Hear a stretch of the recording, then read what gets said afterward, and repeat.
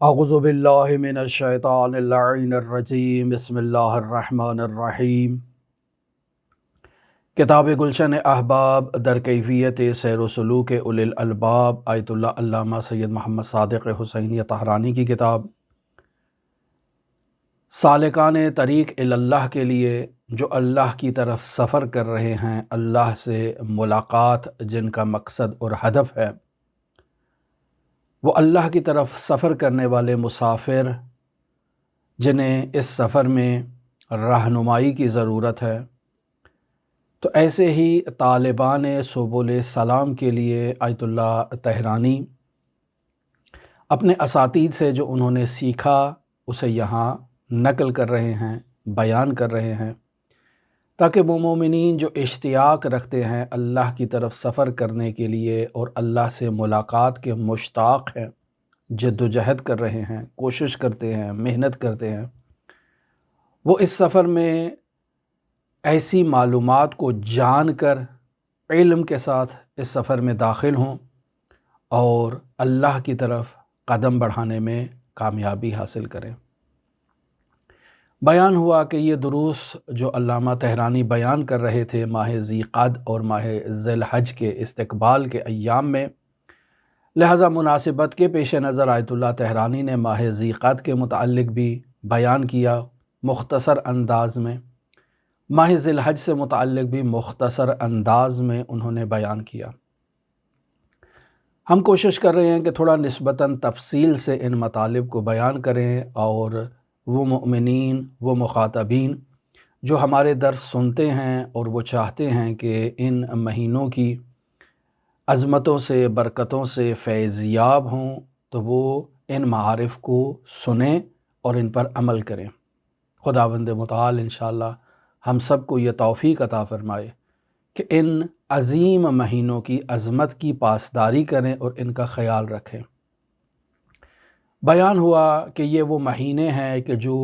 حرام مہینوں میں سے ہیں، یعنی جن میں اللہ کے دشمنوں سے جنگ کرنا بھی حرام ہے۔ پر جب اللہ کے دشمنوں سے جنگ کرنا حرام ہے تو اس کا مطلب ہے اللہ کے چاہنے والوں سے تو بدرجہ اولا جنگ حرام ہے۔ خود اللہ کے ساتھ جنگ کرنا یہ بدرجہ اولا حرام ہے کہ جب اللہ اپنے دشمنوں کے ساتھ اس مہینے میں جدال کو، جنگ کو جائز قرار نہیں دے رہا، تو خود اللہ کے ساتھ جنگ کرنا، خود اللہ کے دوستوں کے ساتھ جنگ کرنا، خود اللہ کی راہ پر چلنے والے پیروکاروں سے جنگ کرنا، یہ بے طریق اولا جو ہے وہ جائز نہیں ہے۔ لہٰذا اس مہینے میں اور ایسے مہینوں میں جو حرام مہینے ہیں، جیسے رجب کا مہینہ ہے، جیسے ذی قعد کا مہینہ ہے، جیسے ذی الحج کا مہینہ ہے، جیسے محرم کا مہینہ ہے، ان مہینوں میں اللہ کی معصیت کرنا، اللہ کا گناہ کرنا، اللہ کی نافرمانی کرنا، اس کا جو سزا ہے وہ دو برابر ہے، اور اگر انسان اللہ کی اطاعت اور فرمان برداری کرتا ہے تو اس کی جزا بھی دو برابر ہے۔ یہ پہلے بیان ہو چکا آپ کی خدمت میں۔ لہٰذا ماہ ذی حج کا آغاز جس مناسبت سے آیت اللہ طہرانی بیان کر رہے ہیں کہ نہایت ہی بابرکت ایام ہیں 10 اول ذی حجہ کے، لہٰذا ان ایام میں جو ہے وہ انسان یقین کے ساتھ یہ بات کہہ سکتا ہے کہ مرحوم مجلسی رحمۃ اللہ علیہ نے بحال الانوار کی جلد نمبر 68 اور صفحہ نمبر 221 پر جو روایت بیان کی ہے کہ اِنَّ لِرَبِّكُمْ فِي أَيَّامِ دَهْرِكُمْ نَفَحَاتٍ، کہ بے شک تمہارے پروردگار کے لیے ایام دہر میں کچھ ایسے نفحات ہیں، الا فَتَعَرَّضُوا لَهَا، کہ تم آگاہ ہو جاؤ اور ان نفحات کی راہ میں خود کو قرار دو۔ یعنی تم اگر ان ایام میں ان نفحات الہیہ کی راہ میں آ جاؤ تو یہ نسیم ملائم ہوائیں جو اللہ کی رحمت کے جھرونکے ہیں، اگر تمہیں اپنی آغوش میں لے لیں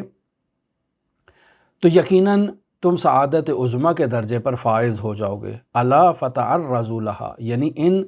نفحات الہیہ کی راہ میں واقع ہونا یہ تمہاری ذمہ داری ہے، تمہارا یہ وظیفہ ہے کہ تم اس راہ پر جا کر کھڑے ہو جس راہ پر اللہ کی جو ہے وہ ہواؤں کے جھرونکے چل رہے ہیں۔ یقینی بات ہے کہ یہاں ہوائے معنوی کی طرف اشارہ ہے۔ لہٰذا یہ ایام جو ماہ ذی حج کے ایام ہیں نہایت ہی بابرکت ایام ہیں۔ ایک طرف تو یہاں کچھ ایسی مناسبتیں ہیں کہ جن مناسبتوں کو انسان مد نظر رکھے، مثلا اول ذی حج کو امیر المؤمنین اور حضرت صدیقہ طاہرہ فاطمہ زہرا سلام اللہ علیہا کی شادی خانہ آبادی کا جو ہے وہ موقع ہے اور دن ہے، مؤمنین کے لیے مسرت کا باعث ہے۔ اور دوسری طرف انسان دیکھتا ہے تو امام محمد تقی، امام جواد علیہ السلام کی شہادت کی رات اور شہادت کا دن ایک بیان ہوا کہ آخر سفر ہے، یعنی 29 کا اگر مہینہ ہے تو 29 ذی قعد، اور اگر 30 کا مہینہ ہے تو 30 ذی قعد کو امام جواد کی شہادت ہے۔ لیکن ایک روایت میں 6 ذی حج کو بھی امام کی شہادت بیان ہوئی ہے، پس یہ ایک اعتبار سے سوگواری کا دن ہے مؤمنین کے لیے۔ اور دوسری طرف ہم دیکھتے ہیں 7 ذی حج حضرت امام محمد باقر علیہ السلام کی شہادت کا دن ہے، لہٰذا یہ بھی سوگواری کا دن ہے۔ 8 ذی حج کو حضرت امام حسین علیہ السلام جو ہے وہ مکہ سے عراق کی طرف ہجرت کرتے ہیں، روانہ ہو جاتے ہیں، اس اعتبار سے یہ بھی سوگواری کا دن ہے۔ اور دوسری طرف ہم کوفہ کی طرف اگر رجوع کرتے ہیں تو 8 ہی ذی حج کو مسلم بن عقیل نے قیام کیا کوفہ میں، اور مسلم ابن عقیل کی جو مظلومیت کے ایام ہیں وہ انسان کے ذہن میں آ جاتے ہیں اور انسان غمگین ہو جاتا ہے۔ اور دوسری طرف 9 ذی حج کا دن ہے جس میں مسلم ابن عقیل اور ہانی بن عروہ کی کوفہ میں شہادت ہوتی ہے، نہایت ہی حزن و ملال کا دن ہے۔ 10 ذی حج عید قربان کا دن ہے، مسلمانوں کے لیے عید کا دن ہے، لیکن وہ مسلمان، وہ مؤمنین امام جواد کی عزاداری میں 6 ذی حج کو بیٹھے، اور 7 ذی حج کو امام باقر کی عزاداری میں بیٹھے، 8 ذی حج کو انہوں نے امام حسین کی عزاداری میں جو ہے وہ مصروفیت اختیار کی کہ امام مجبور ہو گئے کہ انہیں اللہ کی سرزمین میں شہید کر دیا جاتا کہ اگر وہ مکہ سے عراق کی طرف ہجرت نہ کرتے، تو یہ ایک مظلومیت کا موقع ہے، انسان عزادار ہے۔ اور دوسری طرف مسلم ابن عقیل کے ساتھ کوفیوں نے بے وفائی کی ہے، انسان اس اعتبار سے بھی غمگین ہے۔ اور دوسری اعتبار سے 9 ذی حج کو مسلم ابن عقیل اور ہانی ابن عروہ کی جو شہادت ہے، اس اعتبار سے بھی انسان مومن عزادار ہے۔ تو 9 ذی حج کو انسان گویا کہ ان تمام عزاداریوں کے بعد جب 10 ذی حج کے دن داخل ہوتا ہے تو خداوند متعال نے اسے مسلمانوں کے لیے عید قرار دیا ہے۔ الذی جعلتہ للمسلمین عیدا، وہ دن جسے اللہ نے مسلمانوں کے لیے عید کا دن قرار دیا ہے۔ تو ایک مسلمان جو مطیع ہے، جو عبد ہے، اس عبد کی ذمہ داری ہے کہ وہ اپنے مولا کے سامنے سر تسلیم خم کرتا ہے۔ جہاں غم کے ایام ہیں وہ غمگین ہوتا ہے، اور جہاں خوشی کے ایام ہیں وہاں وہ خوشحال ہوتا ہے۔ اب خوشحالی کا ایک تصور ہمارے معاشروں میں جو موجود ہوتا ہے وہ لہو و لعب میں مصروف ہونا ہوتا ہے، یا ایسے تصورات معاشرے میں جو خوشی سے متعلق تصور کیے جاتے ہیں، جو نازیبا خوشی سے متعلق ہیں، رقص و سرور کی محفل کو برگزار کرنا، خوشی میں انسان اللہ کی نافرمانی کرے، اللہ کی بارگاہ میں گستاخی کرے، یہ خوشی کا تصور ہمارے معاشرے میں موجود ہے۔ تو یہ ایک دیندار مومن کے لیے یقیناً ایسی خوشیاں نہیں ہوتی ہیں۔ یقیناً ایک دیندار مومن کی خوشی اللہ کی فرمان برداری میں ہے، اللہ کی اطاعت میں ہے، اللہ کے سامنے سر تسلیم خم کرنے میں ہے۔ لہٰذا ایسی مفرط قسم کی جو خوشیاں ہیں وہ مومن نہیں مناتا ہے۔ لہٰذا ایک طرف سے مومن عزادار ہے کہ اس نے جو ہے وہ 6 ذی حج سے عزاداری کا سیاہ لباس پہن رکھا ہے، تو دوسری طرف سے اللہ کی فرمان برداری اور اطاعت میں انسان سر تسلیم خم کرتا ہے اور عید مناتا ہے کہ اللہ نے اس دن کو مسلمانوں کے لیے عید کا دن قرار دیا ہے۔ یہ دونوں آپس میں منافات نہیں رکھتے ہیں، انسان عزادار بھی ہے اور انسان عید بھی منا رہا ہے۔ عید منا رہا ہے یعنی نماز عید کو پڑھتا ہے، عید منا رہا ہے یعنی انسان مومن ان اعمال کو انجام دیتا ہے جو خداوند متعال نے اس کے ذمے لگائے ہیں۔ انسان مومن قربانی کرتا ہے اور اس قربانی کے گوشت کو تقسیم کرتا ہے مستحقین کے درمیان، یہی عید ہے۔ وہ مفرد قسم کی جو خوشیاں ہیں، لہو و لعب والی جو خوشیاں ہیں، وہ ایک مومن ہرگز اپنی زندگی میں نہیں لے کر آتا۔ جو انسان کے ذہن میں پھر یہ تصور آئے کہ ہم تو عزادار ہیں، ہم کیسے خوشی منائیں۔ عزیزان محترم، عزاداری اپنی جگہ پر ہے اور خوشی اپنی جگہ پر ہے، اور جب عزاداری اور خوشی کا آپس میں تقابل ہو جائے، مقابلہ ہو جائے، تو اہل بیت علیہم السلام کی عزاداری خوشی کے اوپر مقدم ہوتی ہے۔ یہ بات فارمولے کے طور پر آپ لوگ ذہن نشین کر لیں کہ ہمیں اہل بیت علیہم السلام کے گھرانے سے یہ چیز تعلیم ملی ہے۔ لہٰذا ہمارے معاشرے میں بعض لوگ جو اس تردید میں شکار ہو جاتے ہیں کہ ہم خوشی منائیں یا غم منائیں، عزیزان محترم، جب اس گھر میں غم آ جاتا ہے تو وہ غم خوشی پر مقدم ہوتا ہے۔ لہٰذا آپ دیکھیں کہ حضرات حسنین شریفین کی ولادت ہے اور جو ہے وہ اہل بیت گریہ فرما رہے ہیں ان مصائب کو یاد کر کے کہ جو ان ہستیوں پر رونما ہوں گے، بس وہاں خوشی کا موقع ہے، لیکن خوشی پر غم کو ترجیح دی گئی ہے۔ حضرت صدیقہ طاہرہ اس دنیا میں تشریف لاتی ہیں، خوشی کا موقع ہے، لیکن مظلومیت زہرا کو دیکھ کر غم یاد آ جاتا ہے، گریہ شروع ہو جاتا ہے، آنکھوں سے آنسو جاری ہو جاتے ہیں۔ بس یہ ہستیاں اس فارمولے کو ہمیں تعلیم دے گئی ہیں کہ جہاں خوشی اور غمی کا آپس میں مقایسہ کیا جائے تو وہاں غم کی کیفیت جو ہے وہ مقدم ہوتی ہے۔ لیکن عزیزان محترم، خوشی ہرگز مفرط جو ہے وہ اسلام نے جائز ہی قرار نہیں دی ہے۔ عام دنوں میں بھی خوشی مفرط جو ہے وہ جائز نہیں ہے، یعنی وہ خوشی جو تعلیمات اہل بیت سے منافی ہو، تعلیمات الہیہ سے منافی ہو، وہ خوشی جائز نہیں ہے، عام دنوں میں بھی جائز نہیں ہے۔ چاہے انسان سرور کی محفلیں ہوں، مثلا انسان جو ہے وہ غدیر کا دن ہے، بہت خوشی کا دن ہے، بہت مسرت کا دن ہے، تو کیا انسان وہاں لہو و لعب کر سکتا ہے؟ ہرگز جائز نہیں ہے، حرام ہے شریعت مقدسہ مطہرہ اسلامیہ میں۔ تو جب غدیر کے دن انسان ایسی خوشی نہیں کر سکتا تو 10 ذی حج کو انسان ایسی خوشی کیسے کر سکتا ہے؟ باقی اگر کوئی شخص عقیدہ رکھتا ہے، یہ نظریہ رکھتا ہے کہ وہ سیاہ لباس کے ساتھ نماز عید قربان پڑھنے کے لیے جائے گا، تو کوئی اس میں حرج نہیں ہے۔ ہم اس کو نہیں کہہ سکتے کہ آپ کے اوپر لازم ہے کہ آپ سفید لباس پہن کر آئیں، نہیں، اس نے سیاہ پہن لیا، کیا حرج ہے اس میں؟ یا اگر کوئی شخص جو ہے وہ نماز عید بھی پڑھتا ہے، جانور کی قربانی بھی کرتا ہے، مومنین میں اس کا گوشت بھی تقسیم کرتا ہے، لیکن اس کے دل میں ان تمام عید کے اعمال و افعال کو انجام دینے کے ساتھ ساتھ مسلم ابن عقیل کا غم بھی موجود ہے، مسلم ابن عقیل کے بچوں کا غم بھی اس کے دل میں ہے، تو کوئی اس میں حرج نہیں ہے۔ ہمارے معاشرے میں خام خواہ بس اوقات جو ہے وہ ایک کشمکش ایجاد کر دی جاتی ہے، ایک نزاع ایجاد کر دیا جاتا ہے، ایک خام خواہ کا جھگڑا ایجاد کر دیا جاتا ہے، مؤمنین کے درمیان اختلاف کو ہوا دی جاتی ہے، بڑھاوا دینے کی کوشش کی جاتی ہے، گروہوں میں تقسیم کر دینے کی کوشش کی جاتی ہے۔ ہمیں اس سے اجتناب کرنا چاہیے۔ پھر ہم عزیزان محترم دیکھتے ہیں کہ 14 ذی حج کو رسول خدا صلی اللہ علیہ وآلہ وسلم نے حضرت صدیقہ طاہرہ فاطمہ زہرا سلام اللہ علیہا کو فدق ہدیے میں دے دیا رسول اللہ تبارک و تعالیٰ کے حکم پر۔ بس یہ بھی اس اعتبار سے مسلمانوں کے لیے اور مؤمنین کے لیے بطور خاص ایک خوشی کا دن ہے کہ درواقع رسول خدا نے اللہ کے حکم کی تعمیل کرتے ہوئے فاطمہ زہرا کو ان کا حق دے دیا، جو بعد میں مسلمانوں نے صدیقہ طاہرہ فاطمہ زہرا سے چھین لیا۔ رسول خدا کے اس عطا کے بعد 3 سال یہ فدق فاطمہ زہرا سلام اللہ علیہا کی ملکیت میں رہا، اور اس ملکیت کو فاطمہ زہرا سے چھیننا کسی مسلمان کے لیے جائز ہی نہیں تھا۔ ملک فاطمہ تھا، سند تھی فاطمہ زہرا کے پاس،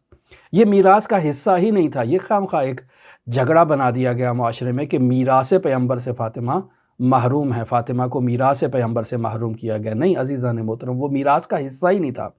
وہ اللہ کے حکم پر فاطمہ زہرا کو رسول خدا نے دے دیا تھا، عطا کر دیا تھا، اور فاطمہ زہرا کے پاس سند موجود تھی اور اس کے اوپر شہود کے دستخط بھی موجود تھے کہ جنہوں نے اس پر گواہی دی کہ اللہ کے رسول نے یہ فاطمہ زہرا کو دے دیا۔ لیکن خام خواہ ایک جھگڑا بنایا گیا کہ انبیاء میراث نہیں چھوڑتے، ایک جعلی حدیث بنائی گئی اور پھر اس جعلی حدیث کی بحاف پر فاطمہ زہرا سے اس فدق کو چھین لیا گیا جو جائز ہی نہیں تھا، اصلاً خلاف تعلیمات اسلام تھا۔ لہٰذا صدیقہ طاہرہ بھی پہلے تو اپنا جو چھینا ہوا مال تھا وہ لینے کے لیے گئی ہیں، لیکن آگے سے معلوم ہو گیا کہ نہیں، مسئلہ ہی فرق کرتا ہے، یہاں اور ہی ایک جو ہے وہ سازش رچی گئی ہے اور بنی گئی ہے، اور اسے میراث پیغمبر کے نام پر جو ہے وہ بیان کیا جا رہا ہے، جبکہ دوسری طرف ازواج پیغمبر کو میراث دی گئی ہے۔ رسول خدا صلی اللہ علیہ وآلہ وسلم جس بیت میں دفن ہے وہ بھی میراث کا حصہ تصور کیا گیا ہے، اور اس مکان کو بھی مکان جو ہے وہ ارث پیغمبر کے طور پر زوجہ پیغمبر کو دیا گیا، اور اس نے اپنی ملکیت میں جو ہے وہ رسول خدا صلی اللہ علیہ وآلہ وسلم کو سپرد خاک کیا۔ اگر یہی قانون لاگو تھا کہ انبیاء میراث نہیں چھوڑتے تو ازواج کو بھی میراث نہیں ملنی چاہیے تھی، ازواج کو بھی وہاں سے باہر نکال دینا چاہیے تھا، بے دخل کر دینا چاہیے تھا۔ اصلاً رسول خدا وہاں دفن ہی نہیں ہو سکتے تھے اس مقام پر، کیوں؟ چونکہ وہ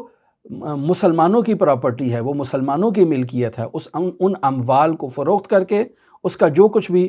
حاصل ہوتا تھا وہ مسلمانوں میں تقسیم کر دینا چاہیے تھا۔ اگر قاعدہ ہے تو قاعدہ ایک طرح سے پھر جاری ہو، تمام ازواج کو رسول خدا کی میراث سے محروم کیا جائے، تمام رشتہ داروں کو محروم کر دیا جائے، جو کسی کے پاس ہے سب اس سے واپس لے لیا جائے، لیکن نہیں، یہ صرف فاطمہ زہرا سلام اللہ علیہا پر یہ قانون کو جاری کیا گیا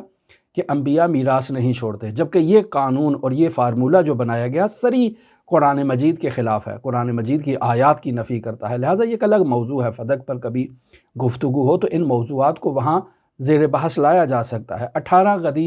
ذی الحج غدیر کا دن ہے، امیر المومنین علی ابن ابی طالب علیہ آلاف و تحیت و ثنا کی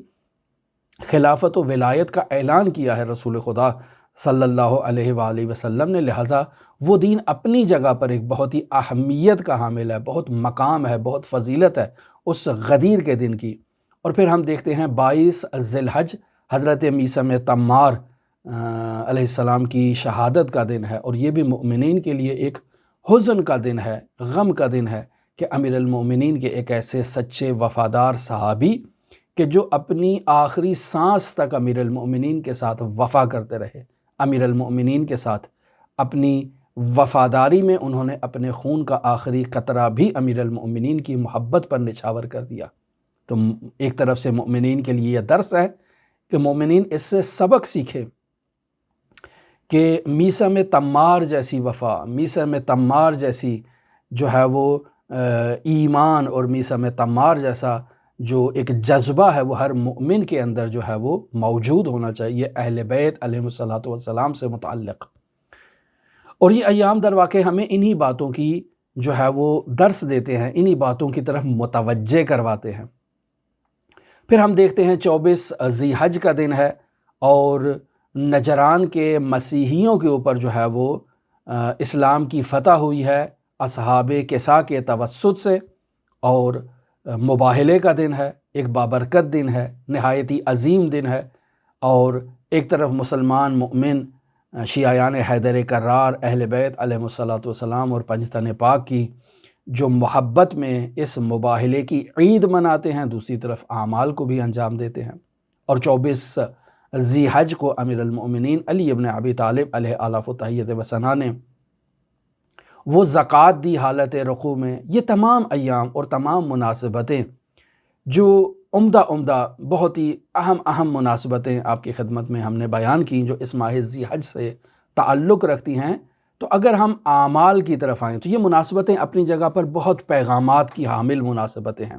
ہر مناسبت میں ایک درس ہے، ایک پیغام ہے مسلمانوں کے لیے، بطور خاص مؤمنین کے لیے ایک پیغام پوشیدہ ہے، اور مؤمنین اس پیغام کو لے کر اس سے جو ہے وہ سبق لیتے ہیں، اس سے ایک درس لیتے ہیں، اور اپنی زندگی میں اس درس کو جاری کرنے کی کوشش کرتے ہیں۔ لیکن بعض ایام ایسے ہیں، بعض لمحات ایسے ہیں کہ جن لمحات میں، جن ایام میں جو ہے وہ انسان کے لیے عمل بیان ہوا ہے، اور بنیادی طور پر اس عمل کی طرف توجہ کرنا ایسے افراد کے لیے جو سلوک اللہ کر رہے ہیں، جو اللہ کی طرف سفر کر رہے ہیں، ان کے لیے نہایت ہی ضروری ہے۔ لہٰذا ہر قمری مہینے میں اگر ہم دیکھیں تو بس اوقات بعض اعمال ایسے ہوتے ہیں جو مشترک ہوتے ہیں، بعض اعمال ایسے ہیں جو دنوں کے ساتھ مخصوص ہیں، تو ہمیں مشترکہ اعمال کی طرف بھی توجہ کرنا ہے اور مخصوص اعمال کی طرف بھی توجہ کرنا ہے۔ تو ماہ ذی حج اس سے مستثنیٰ نہیں ہے۔ اگر ہم جو ہے وہ مشترک اعمال کی طرف رجوع کریں تو ماہ ذی حج میں پہلے 9 دن، یعنی اول ذی حج سے لے کر 9 ذی حج تک کا جو دن ہے، یہ پہلے 9 دن روزہ رکھنا یہ بہت ہی اس کی تاکید ہے۔ مرحوم شیخ عباس قمی رحمۃ اللہ علیہ کتاب شریف مفاتیح الجنان میں حضرت امام موسیٰ کاظم علیہ السلام سے ایک روایت کو نقل کرتے ہیں کہ حضرت فرماتے ہیں کہ جو کوئی بھی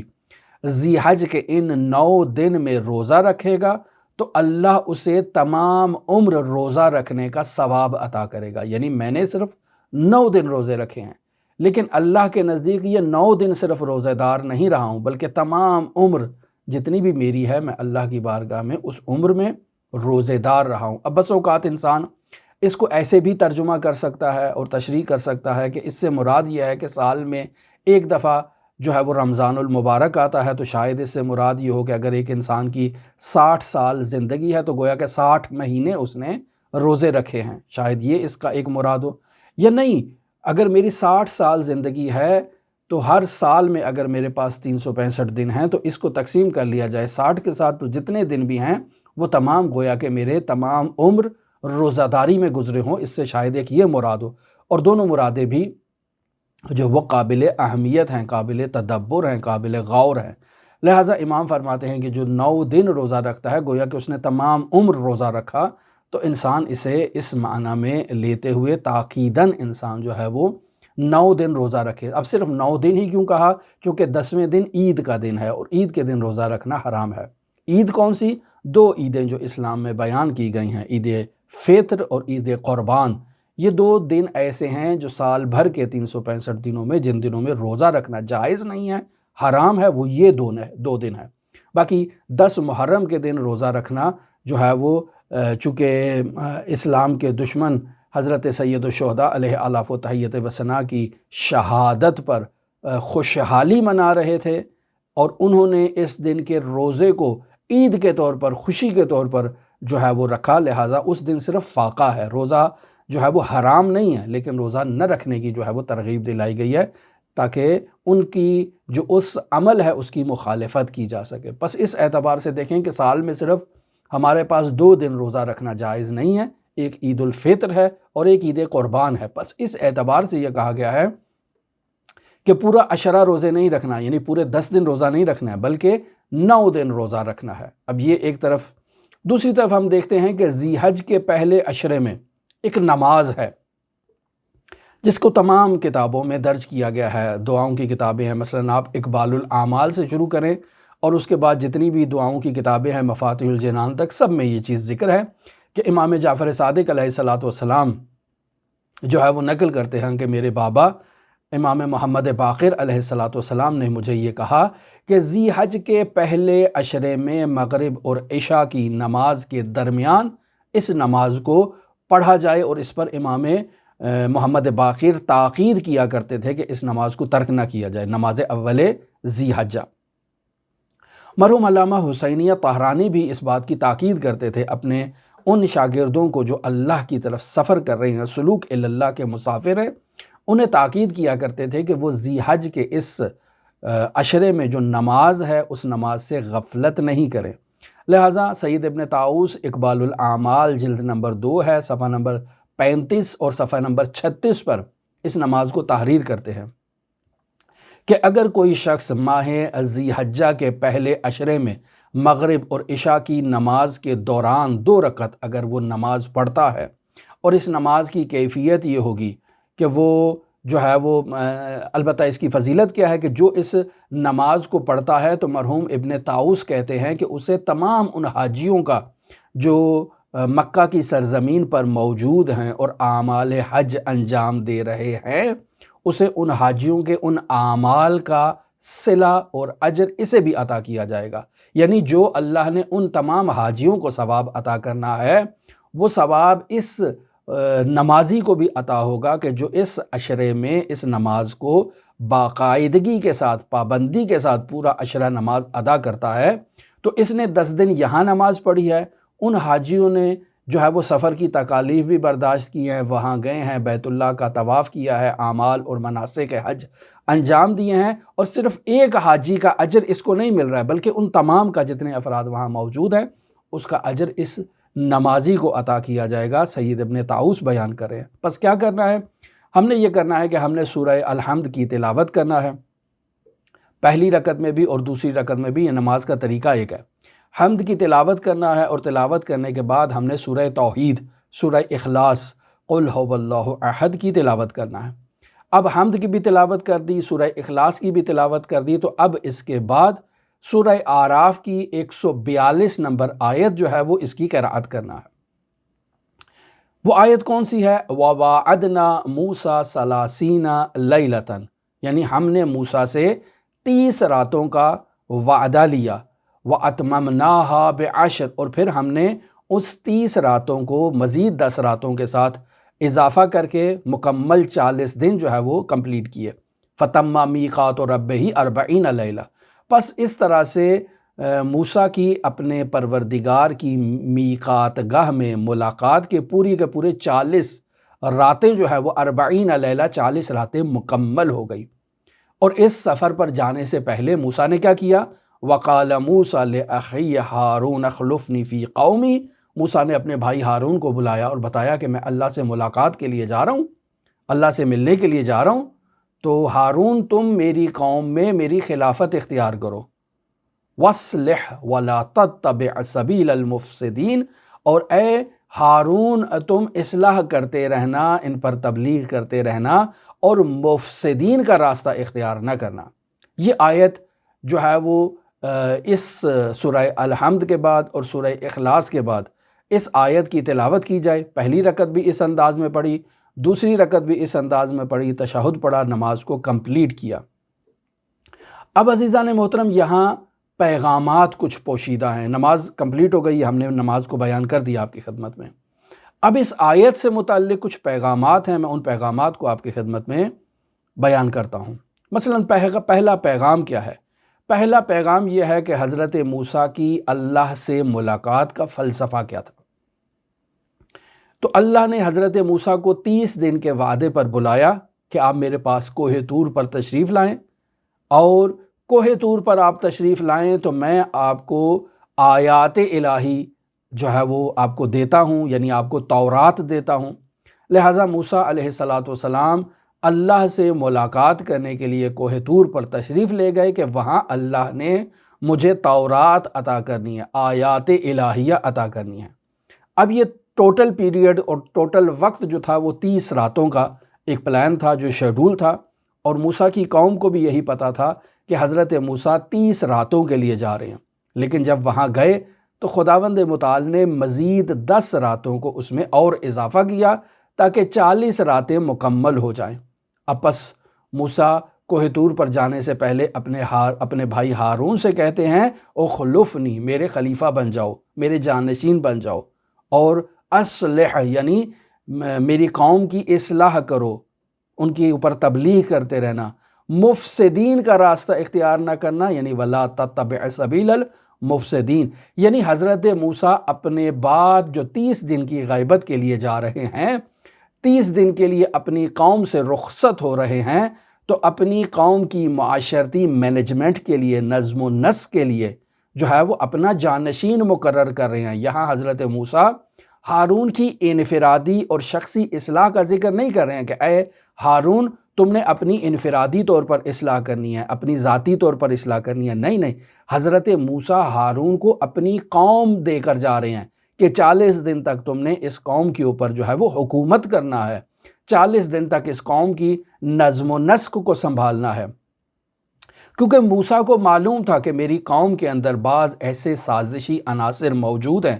کہ اگر میں یہاں سے رخصت ہو گیا 30 دن کے لیے تو یہ 30 دن کی غیبت جو ہے وہ اس قدر بھاری پڑے گی اس قوم کے اوپر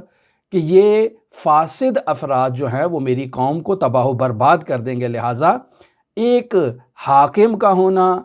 ایک سربراہ کا ہونا، ایک سرپرست کا ہونا اس 30 دنوں میں حضرت موسیٰ کے لیے معین کرنا بہت ہی ضروری تھا۔ اب جہاں موسیٰ علیہ السلام 30 دن کے لیے جا رہے ہیں، یعنی 30 راتوں کے لیے جا رہے ہیں، تو یہاں خداوند متعال نے گویا کہ اس 30 راتوں کی غیبت کے ذریعے سے حضرت موسیٰ کی قوم بنی اسرائیل کا امتحان لیا ہے۔ لہٰذا اس اعتبار سے حضرت موسیٰ کی قوم کا یہ ایک امتحان تھا، اور پھر خداوند متعال نے اس امتحان میں مزید اضافہ کیا، اور وہ اضافہ اس اعتبار سے کیا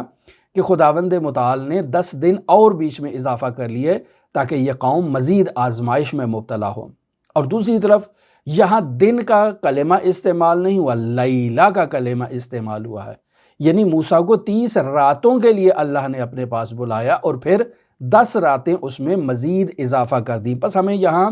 معلوم ہوتا ہے کہ حضرت موسیٰ کی قوم کا 2 طرح کا یہاں اللہ نے امتحان لیا۔ ایک امتحان موسیٰ 30 دن کا وعدہ کر کے گئے تھے، لیکن 10 دن بیچ میں اضافہ ہو گئے۔ پس جہاں 30 دن ایک آزمائش تھی، اس میں یہ 10 دن کی آزمائش اس سے بڑی تھی۔ کیوں؟ چونکہ یہ غیر متوقع تھے۔ وہ 10 دن کا علم تھا پہلے سے، 30 دن کا، کہ موسیٰ علیہ السلام 30 دن کے لیے جا رہے ہیں۔ سب کو معلوم تھا کہ 30 دن کے بعد حضرت موسیٰ نے واپس آ جانا ہے، لیکن یہ جو 10 دن کی اضافی غیبت آئی ہے اور وہ 40 دن کا ایک عمل حضرت موسیٰ کا کمپلیٹ ہو رہا ہے خداوند متعال کی میقات میں، یہ 10 دن غیر متوقع تھے، لہٰذا یہ آزمائش تھی۔ اور دوسری بڑی آزمائش وہ سامری کا بچھڑا تھا کہ جس نے جو ہے وہ موسیٰ کی قوم کو راہ راست سے جو ہے وہ تبدیل کیا۔ اب اس آیت میں ایک اور پیغام بھی پوشیدہ ہے، اور وہ بدا کا ہے، یعنی اللہ نے اپنے فیصلے میں تبدیلی کر دی۔ یعنی اللہ نے حضرت موسیٰ کو 30 دن کے لیے بلایا، پھر اللہ نے کہا کہ نہیں، 30 دن نہیں بلکہ 10 دن مزید اضافہ کر دیا جائے۔ یہ جو ارادے کی تبدیلی ہے اسے بدا کہتے ہیں، اعتقادات کی زبان میں اس کا نام اس طرح سے لیا گیا ہے۔ لہٰذا اللہ کے فیصلے میں جب تبدیلی آ جائے تو اسے بدا کہتے ہیں، اور اس تبدیلی کو جو یہ بدا کہا جا رہا ہے تو یہاں مختلف لوگ مختلف قسم کی باتیں بیان کر سکتے ہیں۔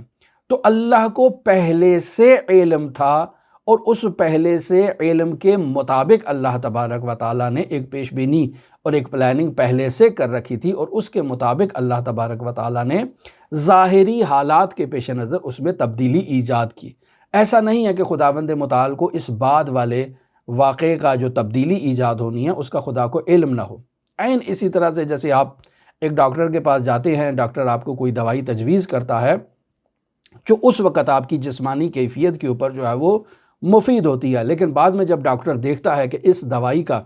آپ کے وجود پر یہاں اس حد تک جو عمل ہونا تھا وہ ہو چکا ہے، اب مزید آگے کے لیے دوائی میں تبدیلی ہونی چاہیے تاکہ مزید امپروومنٹ ایجاد ہو، تو ڈاکٹر جیسے اپنی دوائی کو وہاں تبدیل کرتا ہے،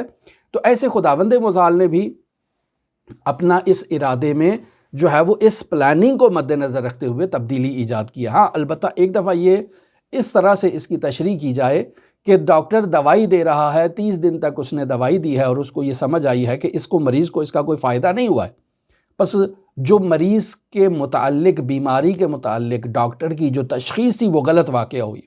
لہٰذا ڈاکٹر نے مزید دوائی اب تبدیلی کی ہے چونکہ پہلے دوائی کا فائدہ نہیں ہو رہا۔ خداوند متعال کی بدا میں ایسا نہیں تھا، بلکہ ایک پلاننگ کے تحت تھا، ایک منصوبے کے تحت تھا کہ 30 دن تک اس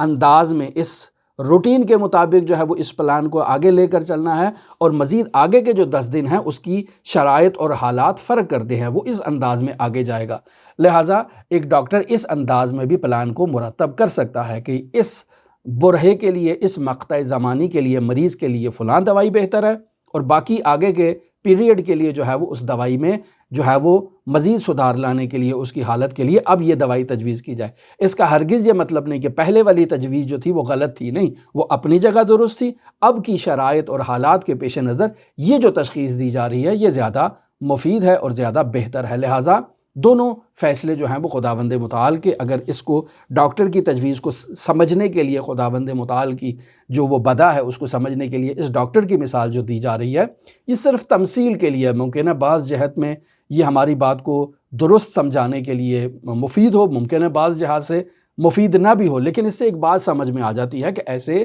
ہو سکتا ہے۔ خداوند متعال نے جو اپنا ارادہ تبدیل کیا ہے تو ایسے ہرگز نہیں ہے کہ خداوند متعال کو پہلے سے اس بات کا علم نہیں تھا۔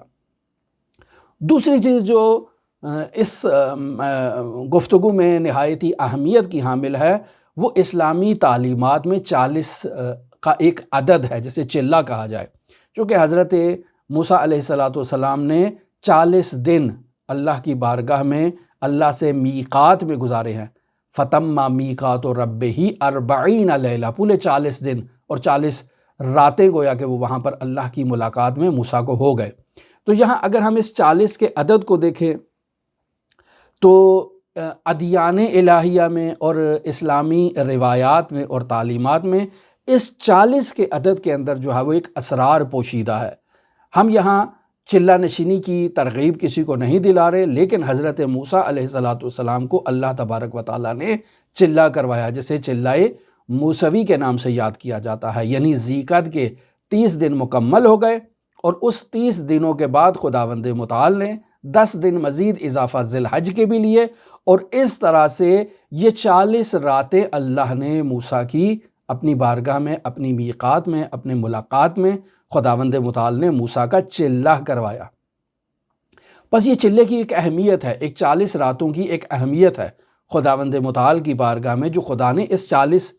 راتوں کا یہ عمل جو ہے وہ موسیٰ کے لیے کمپلیٹ کروایا۔ پھر ہم دیکھتے ہیں کہ حضرت نوح کے زمانے میں کفار پر عذاب نازل ہوا، اور وہ عذاب اس صورت میں تھا کہ 40 دن تک ان کے اوپر بارش برستی رہی، بس وہاں بھی 40 کا ایک عدد جو ہے وہ معین تھا۔ پھر ہم دیکھتے ہیں کہ حضرت موسیٰ کی قوم بنی اسرائیل 40 سال تک بیابانوں میں بھٹکتی رہی،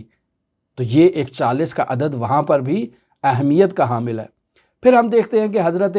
خاتم الانبیاء محمد مصطفیٰ صلی اللہ علیہ وآلہ وسلم نے اعلان بعثت سے پہلے 40 سال باقاعدہ اپنے کردار سے، اپنے عمل سے، اپنے وجود سے اپنی امت کو جو ہے وہ تبلیغ کی ہے اور ان کو راہ راست کی طرف ہدایت کی ہے، اپنے عملی کردار سے اپنے آپ کو صادق اور امین جو ہے وہ منوایا ہے۔ پس یہاں بھی 40 کا ایک عدد جو ہے وہ ہمیں دکھائی دیتا ہے۔ پھر ہم دیکھتے ہیں کہ حضرت صدیقہ طاہرہ فاطمہ زہرا سلام اللہ علیہا کی ولادت کے جب اسباب فراہم ہونا تھے تو خداوند متعال نے حضرت محمد مصطفیٰ کو حکم دیا کہ 40 دن تک ختیجہ سے دوری بنائے رکھو، لہٰذا رسول خدا 40 دن تک اللہ کی عبادت میں معتکف رہے اور مصروف رہے اور ختیجہ سے فاصلہ اختیار کیا،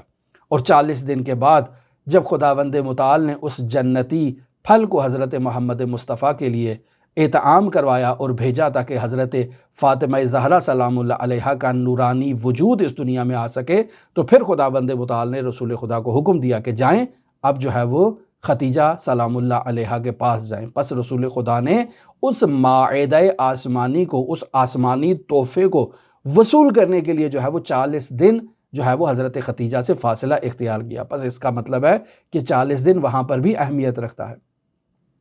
پھر ہم دیکھتے ہیں کہ انسانی معنوی اور روحانی کمال کی جو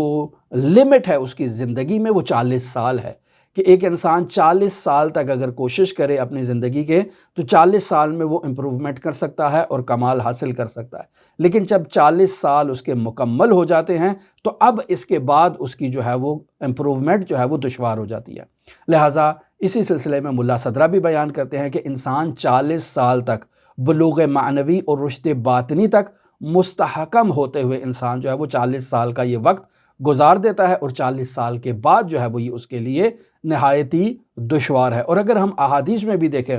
تو جامع الاخبار جلد نمبر 1 ہے، صفحہ نمبر 94 پر رسول خدا صلی اللہ علیہ وآلہ وسلم سے یہ روایت نقل ہے کہ من اخلص للہ 40 صباحا، کہ جو اپنے آپ کو 40 دنوں تک اللہ کے لیے خالص کر دیتا ہے، ظہرت ینابیح الحکمہ من قلبہ علی لسانہ، تو اس کے قلب سے حکمت کے چشمے جو ہیں وہ پھوٹتے ہیں اور اس کی زبان پر خداوند متعال ان چشموں کو جاری کر دیتا ہے۔ پس یہاں پر بھی 40 کا عدد جو ہے وہ اہمیت رکھتا ہے۔ لہٰذا بعض ہم دیکھتے ہیں روایات میں یہ بھی بیان کیا گیا ہے کہ اگر ایک انسان، بعض ایسے گناہ بیان کیے گئے ہیں کہ انسان اگر انہیں انجام دیتا ہے تو 40 دن تک انسان کی جو دعا ہے وہ قبول نہیں ہوتی ہے، عبادت اللہ کی بارگاہ میں قبول نہیں ہوتی ہے۔ یعنی اگر انسان 40 دن تک ان گناہوں کو انجام دینے کے بعد نماز بھی پڑھتا ہے تو اللہ اس نماز کو ایکسیپٹ نہیں کرتا ہے۔ وہاں پر بھی ہم دیکھتے ہیں تو 40 کا عدد جو ہے وہ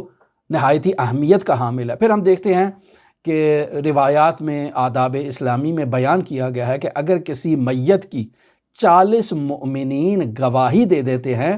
تو خداوند متعال اس میت کو معاف کر دیتا ہے کہ 40 بندوں نے جب اس کی گواہی دے دی ہے تو اب اس کے اوپر کس جو ہے وہ عنوان سے اللہ اپنا عذاب نازل کرے۔ لہٰذا عزیزان محترم 40 کا دن ایک بہت ہی اہمیت کا حامل ہے۔ اب ہم آتے ہیں چلہ نشینی کے اوپر کہ کیا چلہ نشینی کرنا جائز ہے۔ ہمارے بعض فقہا ایسے ہیں آج کل جو یعنی کچھ گزر گئے، کچھ آج کل کے دور میں بھی موجود ہیں، جو کہتے ہیں کہ نہیں، چلہ نشینی جائز نہیں ہے، آداب اسلامی کی اور تعلیمات اسلامی میں اس چلہ نشینی کی کوئی گنجائش نہیں ہے۔ خوب، اتنی ہم نے 40 دن سے متعلق اتنے جو آپ کی خدمت میں بیان کیے کہ آداب اسلامی میں، روایات اسلامی میں، ادیان الہی میں اتنی اہمیت ہے اس 40 کے عدد کو حاصل ہے، اور خود خداوند متعال نے بھی حضرت موسیٰ علی نبینا و علیہ السلام کو 40 کا عدد مکمل کرایا، فتم میقات ربہ 40 لیلہ، 40 راتیں مکمل کروائی ہیں۔ تو اس کا مطلب ہے کہ 40 کے عدد کو ایک خاص اہمیت حامل ہے۔ پس وہ چلہ نشینی جو دائرہ اسلام سے باہر ہے، ہم اس کی گفتگو نہیں کر رہے ہیں۔ وہ جو راہب حضرات کرتے ہیں، وہ جو جاہل صوفی کرتے ہیں، وہ جو باطل اعمال انجام دیتے ہیں، ہماری ان سے گفتگو نہیں ہے، اور نہ ہی ہماری گفتگو کو اس پیرائے میں اور اس زاویے میں بیان کیا جائے۔ لیکن آداب اسلامی میں بعض ایسے وظائف ہیں جسے انجام دینے کے لیے انسان کو استاد کی ضرورت ہے۔ آپ رجوع کریں مرحوم مہدی بحر العلوم کا رسالہ سیر و سلوک، اس کے آخر میں کچھ ایسے جو انسان نے جو نفی خواتر کرنی ہے اپنے وجود سے، ان خیالات کی نفی کرنی ہے جو انسان میں کثرت ایجاد کرتے ہیں، ان کی نفی کرنے کے لیے بعض وہاں ایسے وظائف بیان کیے گئے ہیں، اس کے لیے استاد کا ہونا ضروری ہے۔ بس اگر انسان ایک چلہ کرتا ہے تو اگر اس قسم کے وظائف کو انجام دے رہا ہے تو وہاں استاد کا ہونا ضروری ہے، وگرنہ چلے میں استاد کا ہونا ضروری نہیں ہے بطور مطلق۔ بعض خاص موارد ہیں جن میں استاد کا ہونا ضروری ہے۔ پھر اگر انسان چلہ کر رہا ہے تو انسان کی یہ کوشش ہونی چاہیے کہ 40 دن باقاعدہ دائم الوضو رہ کر انسان اس عمل کو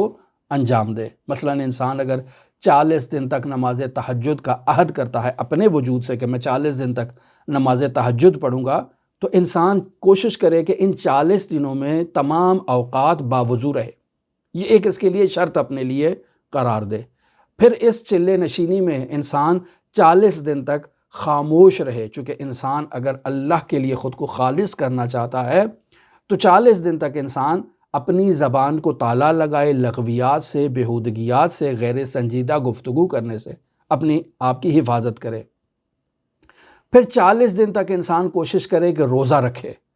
یعنی ایسے ایام میں اس چلے کو لے کر آئے کہ اس کا وہ جو ہے وہ روزہ رکھنا درست ہو۔ یہ خواتین کے لیے دشوار ہے لیکن مرد حضرات اس عمل کو انجام دے سکتے ہیں۔ خواتین کے لیے بھی بعض شرائط ہیں جو مرحوم علامہ حسینیہ طہرانی نے بیان کی ہیں، جو اس گفتگو سے ہماری ابھی تعلق نہیں رکھتی ہیں۔ یا اگر روزہ نہیں رکھ سکتا تو 40 دن تک انسان اپنی غذا میں تقلیل کرے، کم کھانا کھائے، اپنی غذا میں قلت ایجاد کرے۔ پھر انسان کوشش کرے کہ 40 دن تک اس کی نیت اللہ کے لیے خالص ہونی چاہیے۔ من اخلص للہ 40 صبح، وہاں خلوص کو بیان کیا گیا، پس انسان کی نیت اللہ کی بارگاہ میں خالص ہونی چاہیے۔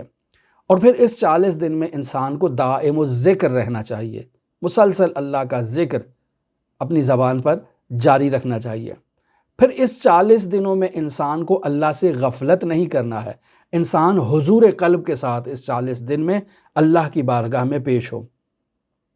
اور جسمانی طور پر اور روحانی طور پر انسان جس عمل کو، جس چلے کو انجام دے رہا ہے، انسان میں اس کے لیے تیاری ہونی چاہیے، آمادگی ہونی چاہیے، تب انسان اس عمل کو انجام دے سکتا ہے۔ یہ شرائط ہیں جو یہاں پر اس وادی میں جو ہے وہ بیان کی گئی ہیں، جسے آپ کی خدمت میں بیان کیا۔ البتہ بعض یہاں صوفیوں کی جانب سے بھی چیزیں بیان کی جاتی ہیں کہ جن کی تائید جو ہے وہ نہیں کی جاتی ہے، لیکن بعض چیزیں قابل تأمل ہیں کہ مثلا انسان اگر کوئی ذکر کر رہا ہے اس چلہ نشینی میں تو وہ قبلہ رخ بیٹھ کر ذکر کرے، اور جو ہے وہ 4 زانو بیٹھ کر جو ہے وہ ذکر کرے، یعنی اللہ کی بارگاہ میں جیسے تشہد کی حالت میں انسان بیٹھتا ہے، ایسی حالت میں بیٹھ کر وہ اللہ کا ذکر کرے۔ یہ جو شرط بیان کی گئی ہے ذکر سے متعلق، یہ اس حد تک درست ہے۔ ایسا نہیں ہے کہ وہ 40 دن یا 40 راتیں مسلسل قبلہ رخ ہو کر بیٹھا رہے گا اور اللہ کی بارگاہ میں چار زانو بیٹھا رہے گا تشہد کی حالت میں، ایسا نہیں ہے۔ اگر صوفیوں کی یہ مراد ہے تو یہ ممکن نہیں ہے، یہ درست نہیں ہے۔ پھر اس کے علاوہ انسان 40 دن تک حیوانیات کو استعمال نہ کرے، یعنی ہر وہ چیز جو حیوان سے تعلق رکھتی ہو، چاہے وہ حیوان کا گوشت ہے، چاہے وہ حیوان کا دودھ ہے، چاہے وہ حیوانی پروڈکٹ ہے، یا جو کچھ بھی ہے، 40 دن تک بعض لوگ حیوانیات سے اجتناب کرتے ہیں۔ خوب اس کے اوپر کوئی دلیل شرعی کا ہونا ضروری ہے، کوئی ایسی کوئی دلیل شرعی اس 40 دن سے متعلق جو ہے وہ موجود نہیں ہے۔ البتہ بعض مقامات پر گوشت کھانے سے متعلق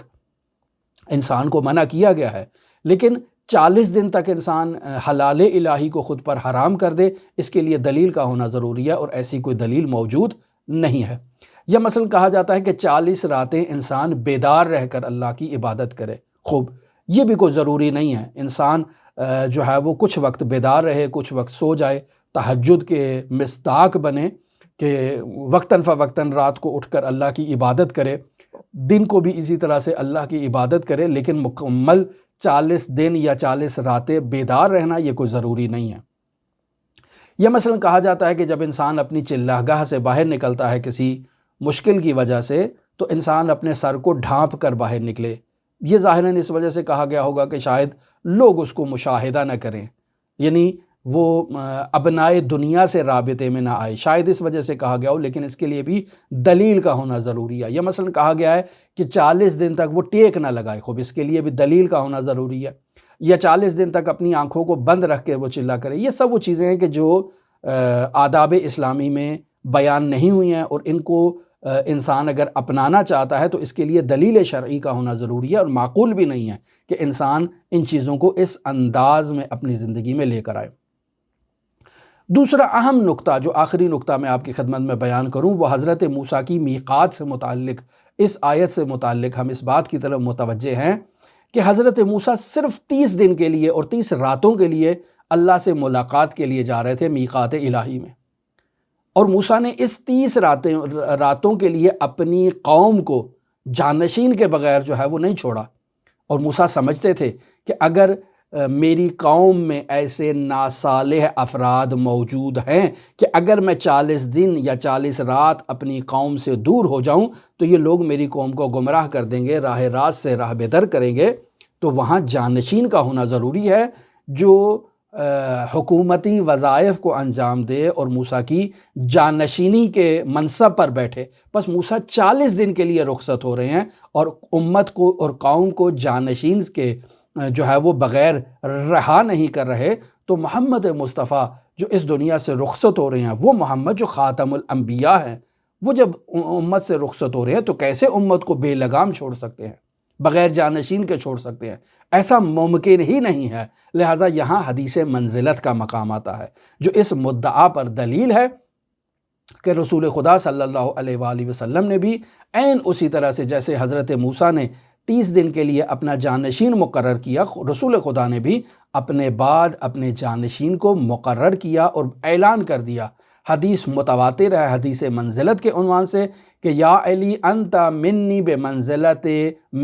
بمنزلت ہارون من موسیٰ الا انہ لا نبی بعدی، کہ اے علی آپ کا میرے ساتھ وہی رابطہ ہے، وہی نسبت ہے جو ہارون کو موسیٰ سے حاصل تھی، لیکن فرق یہ ہے کہ موسیٰ کے میرے بعد کوئی جانشین، کوئی نبی جو ہے وہ نہیں آئے گا، لیکن جو ہے وہ یہ قاعدہ جو ہے وہ رسول خدا صلی اللہ علیہ وآلہ وسلم نے یہاں تعلیم دے دیا کہ جیسے موسیٰ نے اپنے جانشین کو مقرر کیا تھا، یا علی میں بھی آپ کو اپنا جانشین مقرر کر رہا ہوں۔ اور دوسری طرف ہم جا کر دیکھتے ہیں کہ حضرت امام حسن عسکری اس دنیا سے رخصت ہو رہے ہیں، تو کیسے ممکن ہے کہ امام حسن عسکری جو 11ویں حجت ہیں، جو اس دنیا سے رخصت ہو رہی ہے، تو کیسے ان کا جانشین نہ ہو؟ لہٰذا حضرت مہدی موعود جو ان کے جانشین تھے، وہ 5 سال کی عمر میں منصب ولایت پر، امامت پر فائز ہوئے۔ پس ممکن ہی نہیں ہے کہ رسول خدا اس دنیا سے رخصت ہوں اور امت کو بغیر جانشین کے رہا کر دیں، اور یہ ممکن ہی نہیں ہے کہ امام حسن عسکری اس دنیا سے رخصت ہوں اور امت کو ہادی برحق سے جو ہے وہ متعارف کیے بغیر اس دنیا سے رخصت ہو جائیں۔ لہٰذا امام اجل اللہ تعالی فرجہ شریف حضرت امام حسن عسکری کے جانشین ہیں۔ دعا گو ہیں خداوند متعال ہمیں ان معارف کو، ان مطالب کو سمجھنے کی توفیق عطا فرمائے اور ان پر عمل کرنے کی توفیق عطا فرمائے۔ ماہ ذی حج سے متعلق گفتگو ابھی جاری ہے، آپ دلچسپی رکھتے ہوں تو ہمارے ساتھ رہ سکتے ہیں۔ اللہم صلی علی محمد و آل محمد وعجل فرج قائم آل محمد۔